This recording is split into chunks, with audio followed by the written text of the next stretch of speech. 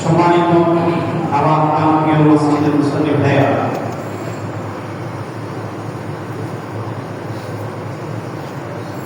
গত এক সপ্তাহ ধরে সারা পৃথিবীব্যাপী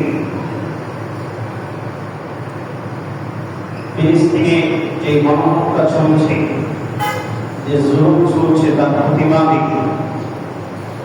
সারা পৃথিবী শুধু মুসলিম নয়, যারা মানবতাবাদী, যাদের কাছে মানুষের মূল্য আছে, এই ধরনের সকল শ্রেণী পেশার, সকল দেশের, সকল বর্ণের, সকল ভাষাভাষী মানুষ প্রতিবাদের জন্ম করেছে সারা পৃথিবী ব্যাপী। সবাই যার যার অবস্থান থেকে প্রতিবাদ চালিয়েছে। এই জুলুম, এই হত্যাযজ্ঞ যারা চালাচ্ছে তারা কারা? তাদের ইতিহাস কি? তাদের সাথে আমাদের